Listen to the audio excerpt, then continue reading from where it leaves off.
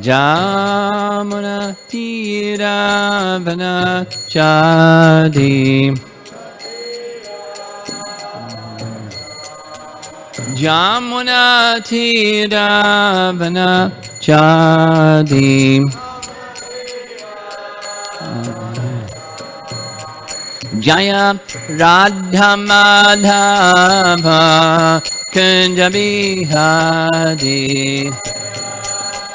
Madhava Kunjabi Jaya Radha Madhava Kunjabi Hari Madhava Kunjabi Hari Gopi Jana Balabha Girivardhari Gopi Jana Balabha Girivardhari Gopi Jana Balabha Girivardhari Girivardhari Jasodanandana Braja Janaranjana Jasodanandana Braja Janaranjana Jamunatira Vanachari Jamunatira Vanachadi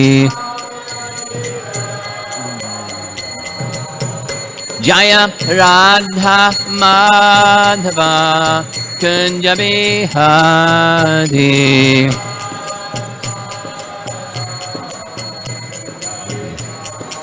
Jaya Radha Madhava Kunja Bihari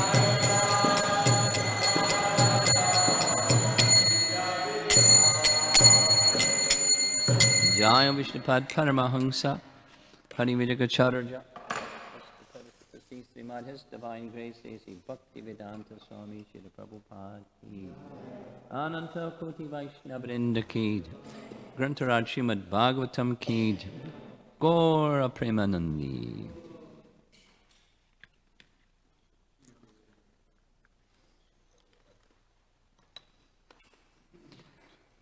Om Namo Bhagavate Vasudevaya Om Namo Bhagavate Vasudevaya Om Namo Bhagavate Vasudevaya Text 51, Canto 8, Chapter 24. Jano janasya dishate satim gatim Yaya prapadyeta duratyayam tamaha Tvam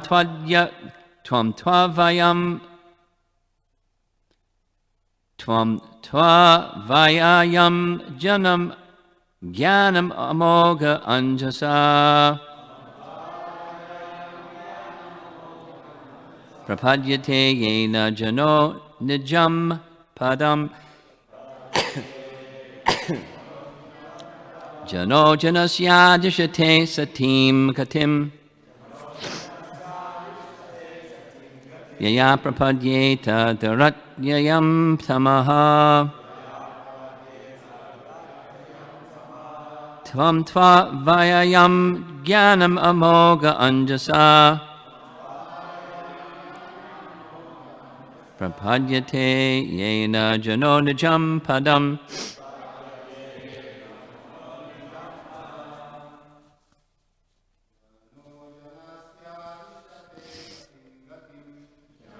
Janasya dishate satim gatim Yaya prapadyeta daratyayam tamaha Tvam tvayam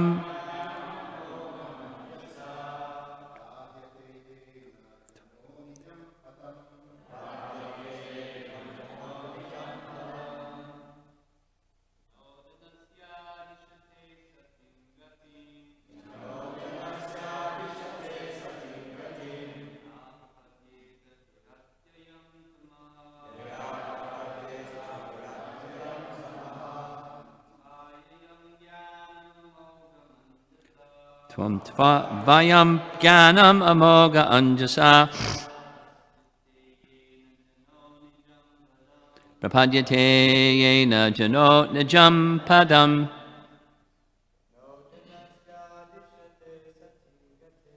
jano janasya dishate satim gatim yaya prapadyeta daratyayam tamaha Tva vyayam jnanam amoga anjasa prapadyate yena jano nijam padam. Ladies.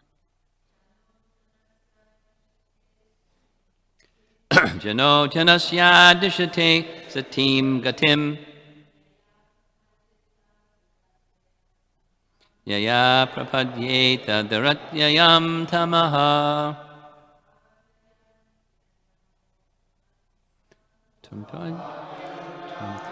Vyayam.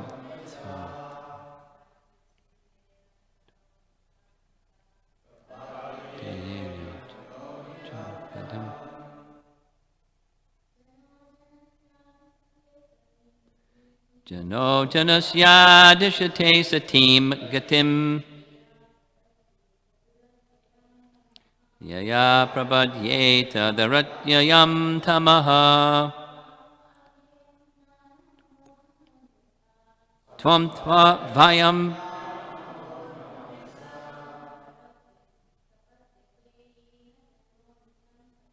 prapadyate yena jano nijam padam jano janasya dishate satim gatim yaya prapadyeta daratyayam tamaha. Tvam tvajayam jnanam amogam anjasa prapadyate yena jano nijam padam janaha. A person who is not a bona fide guru, an ordinary person, janasya, of an ordinary person who does not know the goal of life, adishyate, instructs, asatim, impermanent, material, gatim, the goal of life, yaya, by such knowledge, prapadyeta, he surrenders, daratyayam, insurmountable, tamaha, to ignorance, tam, your lordship, to, but, avyayam, indestructible, jnanam, knowledge, amogham, without material contamination, anjasa, very soon, prapadyate, achieves, yena, by such knowledge, janaha, a person, nijam, his own, padam, original position. Translation: a materialistic so-called guru instructs his materialistic disciples about economic development and sense gratification, and because of such instructions, the foolish disciples continue in the material existence of ignorance. But your lordship gives knowledge that is eternal, and the intelligent person receiving such knowledge is quickly situated in his original constitutional position. Purport by Srila Prabhupada. So-called gurus instruct their disciples for the sake of material profit. Some guru advises that one meditate in such a way that his intelligence will increase in regard to keeping his body fit for sense gratification. Another guru advises that sex is the ultimate goal of life and that one should therefore engage in sex to the best of his ability. These are the instructions of foolish gurus. In other words, because of the instructions of a foolish guru, one remains perpetually in material existence and suffers its tribulations. But if one is intelligent enough to take instructions from the Supreme Personality of Godhead as enunciated in Bhagavad Gita or the Sankhya philosophy of Kapila Dev, one can very soon attain liberation and be situated in his original position of spiritual life. The words Nija Padam are significant. The living entity, being part and parcel of the Supreme Personality Godhead, has the birthright to a position in Vaikuntha Loka, or the spiritual world, where there's no anxiety. Therefore, one should follow the instructions of the Supreme Personality of Godhead. Then, as stated in Bhagavad Gita, Chaktva Deham Purnar Janma Naiti Mamiti Sorjana, after giving up one's body, one will return home, back to Godhead. The Lord lives in the spiritual world in his original personality, and a devotee who follows the instructions of the Lord approaches him, Mam Eti, as a spiritual person. Such a devotee returns to the personality of Godhead and plays and dances with him. That is the ultimate goal of life.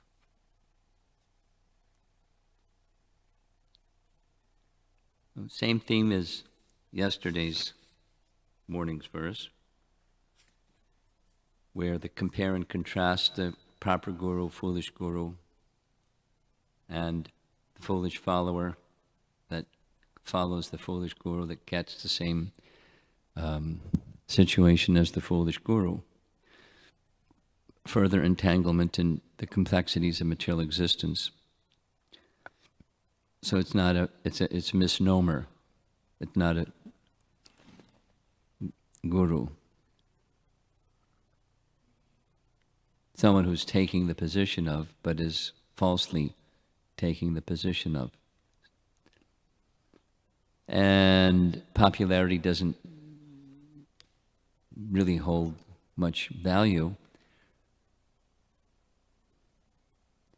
Prabhupada, on different occasions, multiple occasions, described if he was interested in numbers of followers, he could easily, get numbers of followers by saying things that not Krishna's word. But what's the use?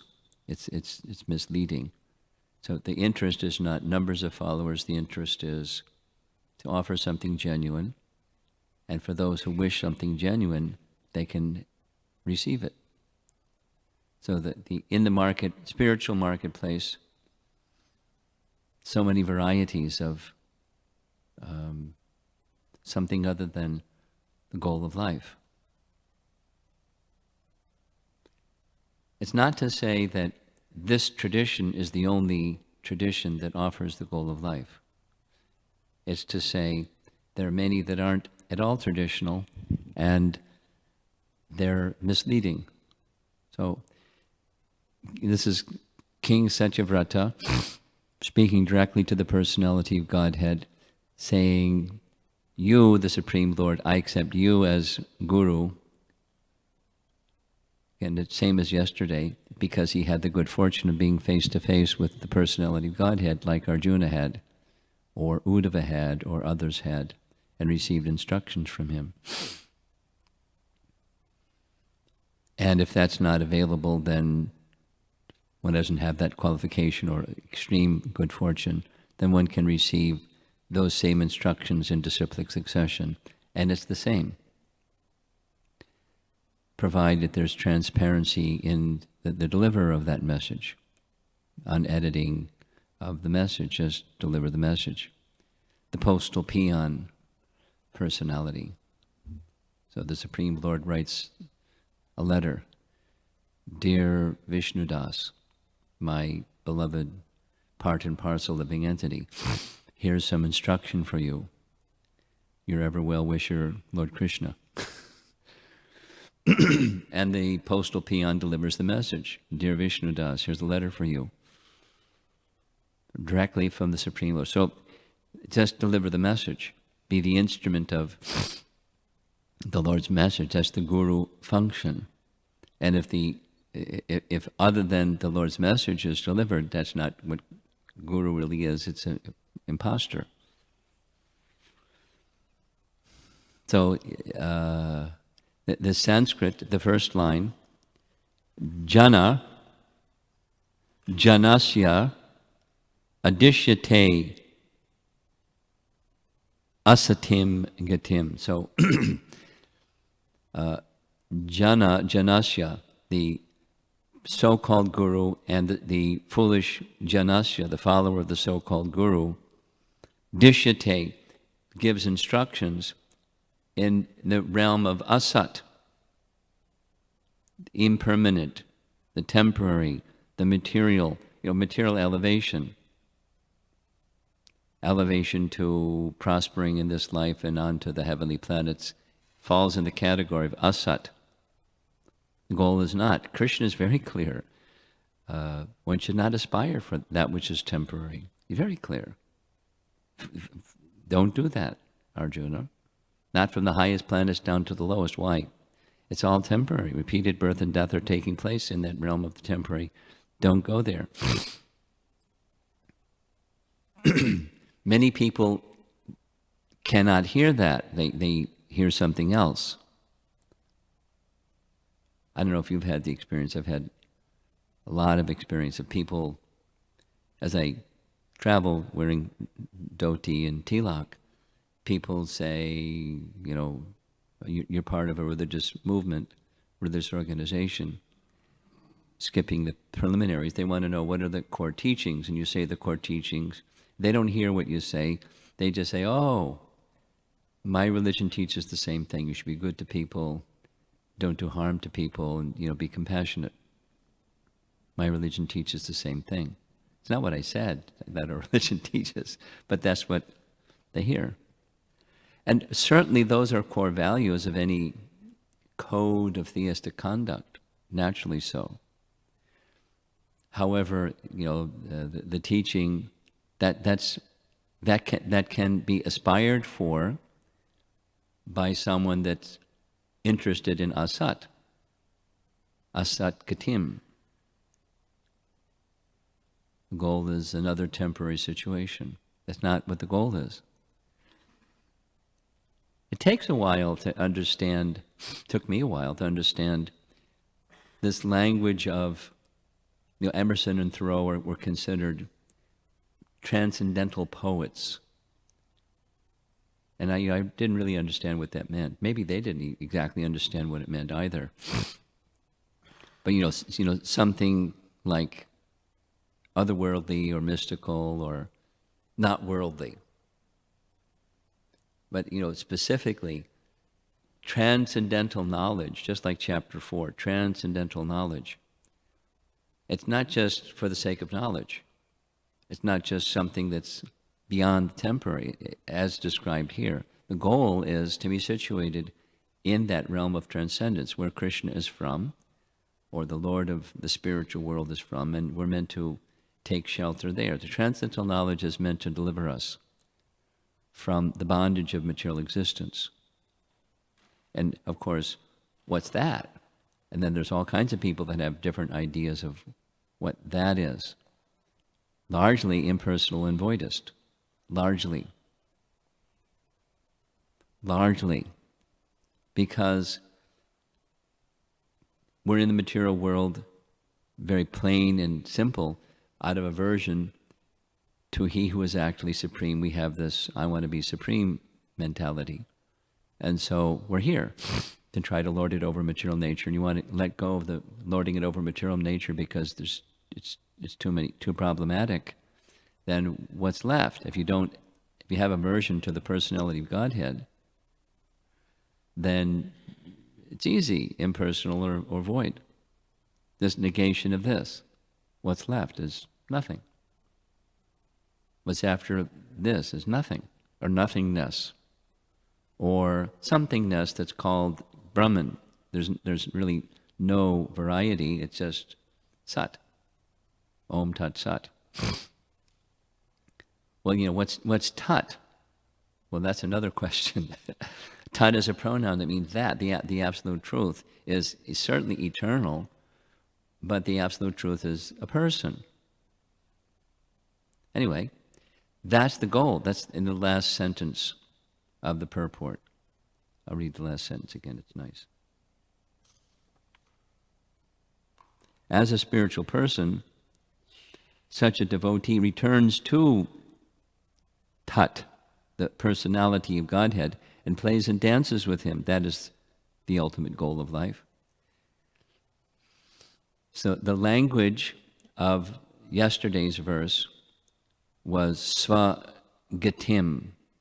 And we mentioned in Prahlad's statement, it's Sva-arta-gatim. Arta-gatim. Arta meaning that which is of value is arta. For materialistic people, what is of value is economic development or money. Money is the honey, get money. By hook or by crook, get money, because that's the goal. Because once you have money, you can be happy, right? And because money buys happiness, right? But arta actually doesn't mean economic development or money. It means that which is desired, arta. And sva arta gatim is one's own real purpose of life. The purpose of life is Vishnu, attaining the shelter and the association of Lord Vishnu. So that's the previous language, sva gatim, or sva arta gatim. Now here, Prabhupada is pointing out, it's the same meaning, just different language. Nijam padam. Just like Nija Bhakti Yoga. Nija is, perpetual. And padam. Pada means feet. So at the eternal position of at the feet of the personality of God. That's Vishnu is the Sva Arta, or Sva Gatim, or Nija Padam, the goal. And one who receives transcendental knowledge from a proper guru, the Supreme Lord, or representative, transparent representative of the Supreme Lord, has that opportunity. It's a great opportunity. It's not just relief from material existence, it's the permanent situation of a living entity. It's the real goal of life. And so yesterday's verse and today's verse is King Satyavrata saying to Matsya, Avatar, you are that kind of guru, therefore I take shelter of you. You're not the other kind of guru, because the other kind of guru leads people into this just simply repetition of the misery of material existence in the name of spirituality. Asat, more varieties of asat, higher grade, lower grade, whatever it is, according to divisions of faith.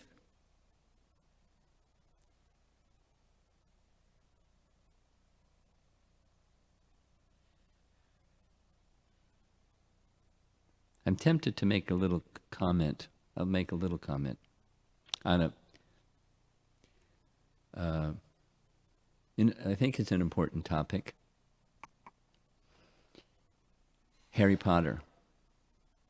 And that whole thing, that by its popularity, marketing has put out so much interest in witchcraft and witch worship and ghost worship and vampires and,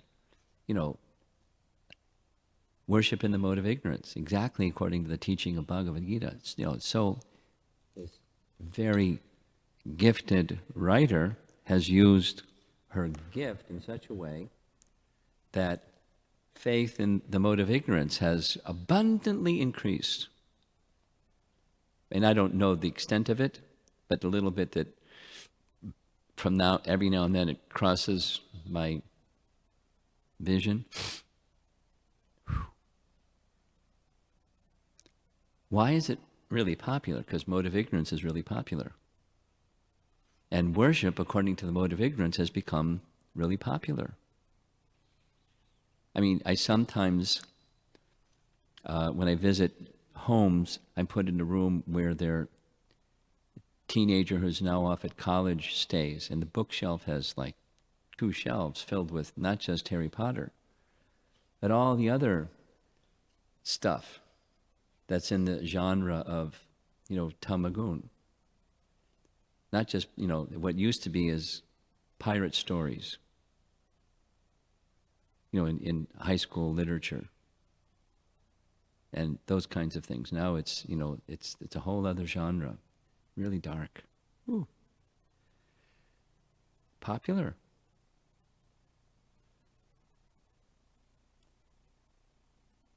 It's the age of Kali, or the age of darkness.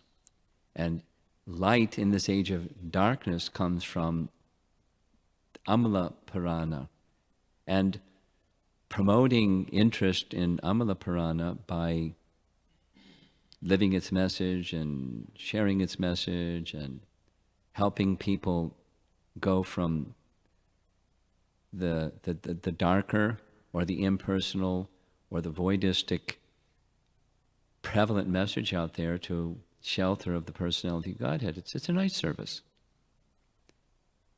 Certainly it has its challenges, but it's a nice service. It's a nice service.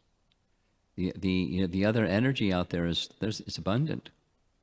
And without the option of transcendence, and even what transcendence means, like what's that? Interesting sounding word, but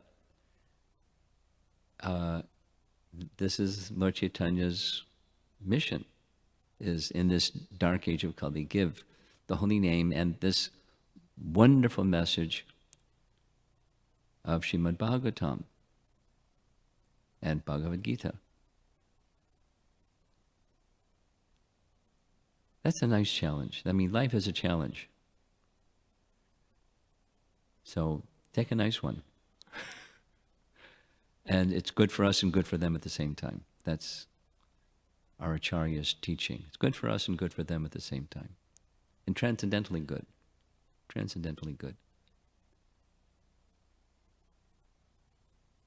It will help us achieve life's goal.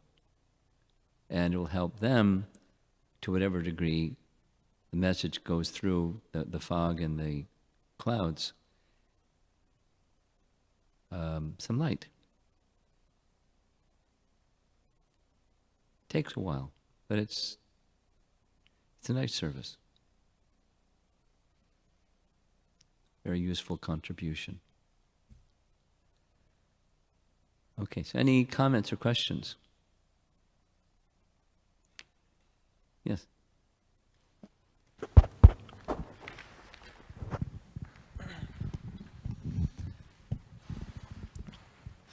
I'm wondering the proper way to be serious. Proper way to be serious. About advancing. About advancing. Yes. Without being hard-hearted. The proper way to be serious about advancing. You're wondering about that? Yeah. You want to elaborate? Without becoming overly externally serious. Where you become... The very nature of your question, the answer is built within it. It sounds like. How do you get real? How do you be really? It's another way that question is commonly asked is how to become sincere. Sincere means without something else. It's just one thing. And it's a cultivation because we start with a mix.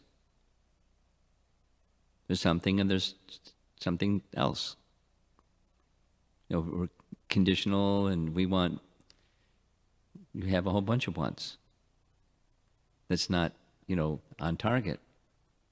It's the mix. It's our conditioning. So how do you get to there's only one thing, that's sincere. I remember very clearly, it just stuck. Sahotra Swami was giving a class on sincerity, which is similar to yours. So he explained, and I've checked since then, and I couldn't find it exactly the way he explained it, but sincere comes from a Latin word, scire, which indicates marble that doesn't have lines in it.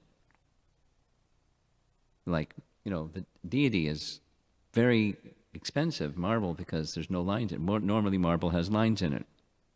But there's a certain kind of marble that has no lines in it. That's, the Latin word is scire. So sincere is like that. There's only one thing. Only one thing. So how do you get to that only one thing position? According to the purport of 241 Bhagavad Gita, he doesn't cite Baladev Vijayabhusan, but it's Baladev Vijayabhusan is the source, saying the way to get there, where it's only one thing, is having implicit faith in the instructions of the spiritual master. Then you can get there. Okay, how do you get that? To get there, there has to be some desire to get there. And the means to get there is there, so having a strong desire to get there. So, we're like wet wood. We have to become dry wood before we can get there. And then the dry, so the method is hearing and chanting done properly. And hearing and chanting done properly is with an intent, although our intentions are mixed, cultivating the intent. Anukulyena Krishna Anushilana. It's right there. That's how. The meaning of anukul, acceptance, anukul pratikul, anukulyena sankalpa, pratikulyena varjanam. Familiar? The principles of surrender begin with anukulyena sankalpa. Sankalpa, the meaning. Like, what you want, your sankalpa. I want an ice cream cone. Or, I want to become rich, or something. So when in Vedic rituals, there must be an utterance, a formal utterance of a sankalpa. What's the intention? That's, the intention. Behind the behavior is an intention. It drives the behavior. So what's your intention? So, sankalpa. Anukulyasya, sankalpa. Those things, so if the sankalpa is the goal, that, how do I get to that point where I'm really serious about, or I'm really sincere, there's nothing else going on. That's the unmixed position. It's an sankalpa, it's an intention to get there. I'm not there. I want to get there. I have strong desire to get there. I also have some other desires rumbling around. Just due to conditioning, not like super energized, but, and then, the sine curve, it goes up and down and up and down.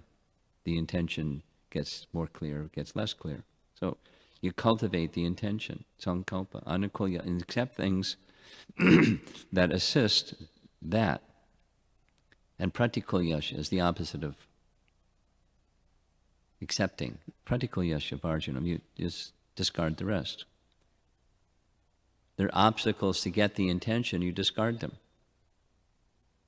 Again and again and again and again, and again and again, and again and again. Like pulling weeds, again and again. Make sure you got the root when you pull the weed, not just to clip the top. So, those are the first two principles, according to Padma Purana, of surrender. They have to have a clear sense of intention. So that within your question is the answer, guided by that nice teaching of Padma Purana. cited in Nectar Devotion. And then the rest. You just continue to elevate the clarity and sincerity and the effort that one makes towards the intention. And we're hearing what the intention is. Nija Padam, or Svagatim. And supposing I don't know what that is, then we hear in disciplic succession that identifies it. Okay. I accept. Simply because I've heard it, I accept it. Now, the cultivation part, that's what we're doing. Anukul Yasha Sankalpa, and just revisit it and revisit it.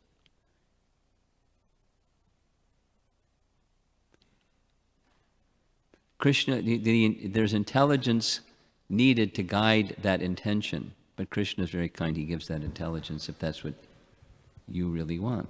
And he knows what you really want better than what you know what you really want. Yes? Guru Maharaj, you mentioned the experience that you have when you encounter people and they ask you, what are the principles of What are your religion? teachings? What's your view on, what's your message for people? Yeah, you explain, and then they hear, but they don't hear. They just keep their own conception, like is what you said. And I was thinking in terms of us devotees, sometimes hearing the instructions of the spiritual master or those superiors, and thinking that I have understood the instruction, but in reality I'm just holding to my conception. So how do you deal with that? How do you deal with it? You keep hearing. Keep submitting to even the one that you heard, because how can you submit to something that you were supposed to hear but you didn't hear what you heard? But you're always ready to refine that understanding, because it happens. Spiritual life is dynamic. And then you hear again, oh. Then you hear again, oh. Greater clarity. I'm hearing your question. A nice Prabhupada story came to mind. This I heard. You know Adarshi? You know Adarshi. So Adarshi was Bhakta Ed when Prabhupada arrived at JFK in 1971. 71 or 72. Maybe it was 72. The summer, 72. And at that time, there was no TSA. You could go right to the gate. So there was, a large number of devotees, 100, 150 devotees. And we were trying to be subdued and sitting down. But when Prabhupada came out of the gate, it was over. Jumping and flowers and gongs and, the airport security. A little disturbed. But, we were celebrating Prabhupada's arrival. And it was prearranged that Prabhupada was escorted to a lounge. He knew, so he was escorted to a lounge where he sat down, and there was a reporter, someone from the media in New York City. The devotees were on the floor, seated at Prabhupada's feet, and the reporter, the question was, Swamiji, you've come to America, you have so many followers now, it must be that you have a message for the American population. Could you share with us what that message is? And Prabhupada's answer was so simple, was, I've come to teach you who you really are. Because people have forgotten their true identity. You didn't know, not so much elaboration. These messages are taught in Bhagavad Gita, and so we wish to propagate the message of Bhagavad Gita and have people understand who they really are. Or, the similar message in Tompkins Square Park. I've come to remind you of that which you have forgotten. Very simple. Well, different people are going to hear different things. And, did the reporter really understand what Prabhupada meant when he said, I want to, teach you who you really are? There's all kinds of other ideas of self-actualization and self-realization, and without, self-realization fellowship. And it includes the relationship with Krishna. Otherwise, it's not self-realization or who you really are. But, just a simple message. So you hear it again and hear it again and hear it again and hear it again. And in the context of Bhagavad Gita and Srimad Bhagavatam, then, oh, that's what he meant. It just gets refined over time. The heart has to become pure. The filters have to be removed. The mix has to be reduced. Then we can hear.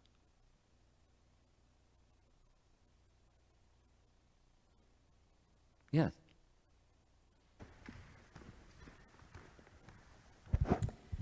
Sharampa Swami, Nat wanted to ask this question yesterday. It was in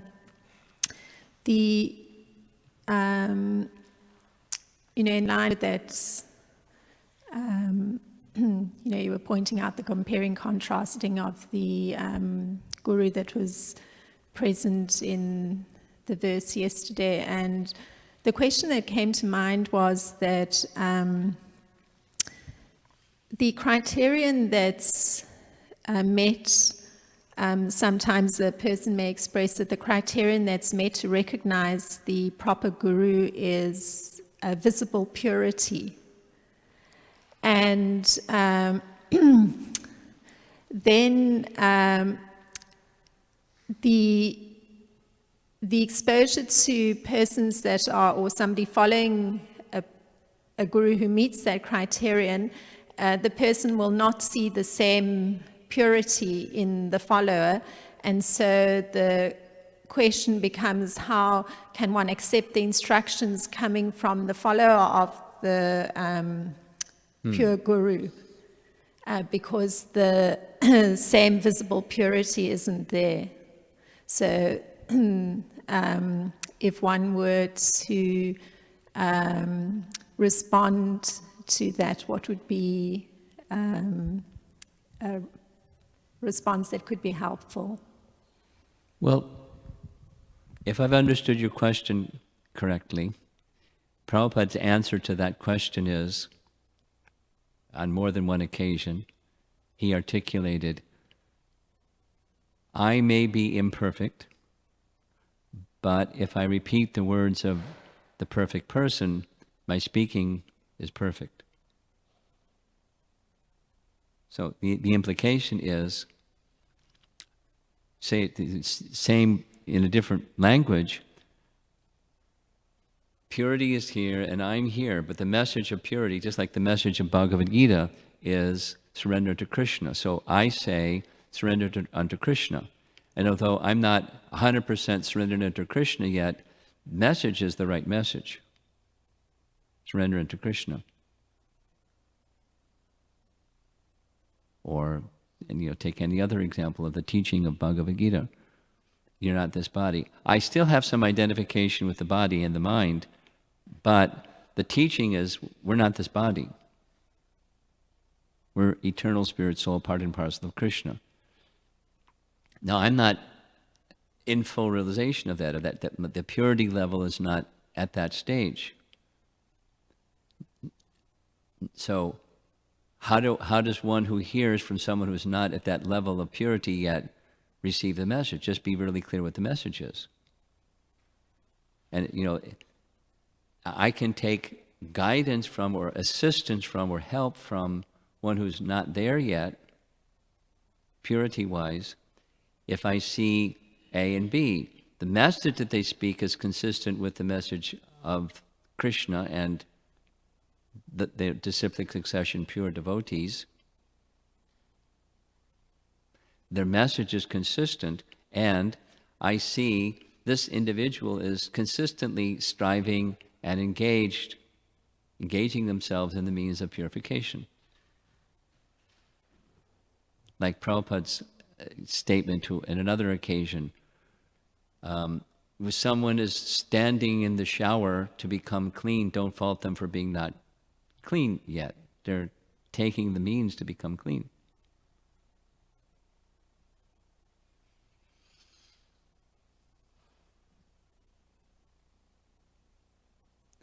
Bhajate mam ananyabhak. They're undividedly engaged in activities of bhakti. So I may want to take verification that the advice to that person who you're, asking about that, saying, well, how do I hear the message of someone that's representing a person that's pure, but I know that they're not fully pure yet? Well, you cross-reference what they say with the person that's pure, or, the Bhaktivedanta purports. Read Prabhupada's books. And if the message that you're hearing is consistent, then you're okay. If you hear something that's not consistent, then you can, be a little hesitant. But it's not, you have to be hesitant in all circumstances because they're not there yet, if they're transmitting the message properly. And by so doing, they'll become pure. Yeah. She has a question.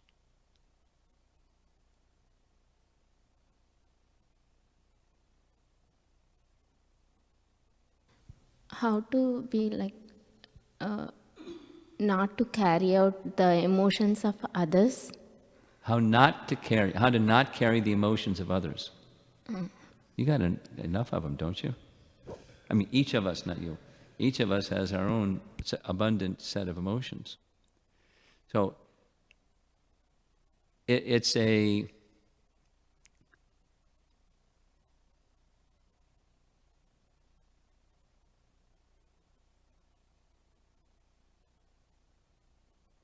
important question, it's an important function of devotees, because in the world there's,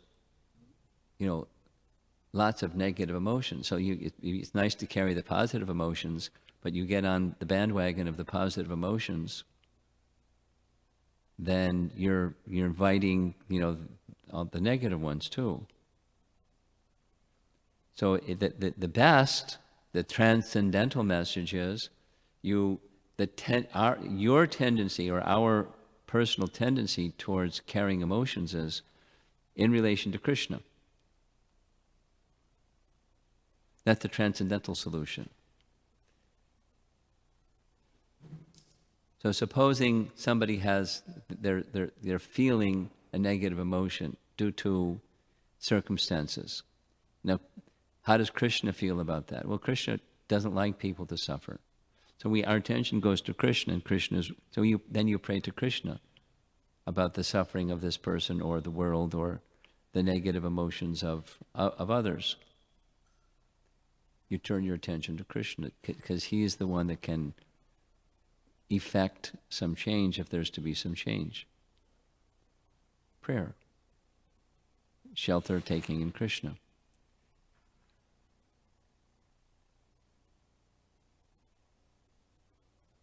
And as much as it's in your power to do something, then you do something. You take some positive action that's an antidote to the unpleasant emotion, and take a transcendental pass at it, like promote hearing and chanting, because that's the transcendental remedy or antidote to negative emotion. It's involvement in matter that has the modes of nature, and everything is temporary. So take a transcendentalist's approach to taking shelter of Krishna and promoting shelter of Krishna to help that negative or unpleasant emotion that somebody is carrying. So you don't have to carry it. It's like a doctor. It's a good comparison. The doctor administers medicine.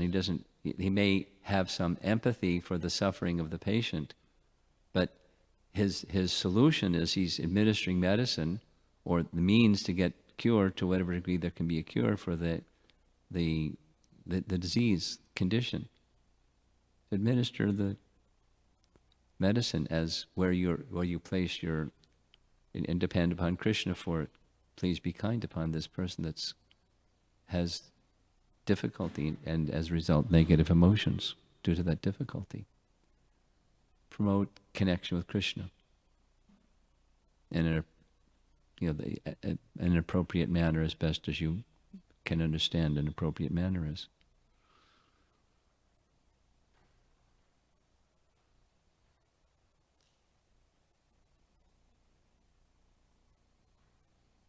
My thought is going to people that are engaged in hospice care, because there's just something came to my attention this past week.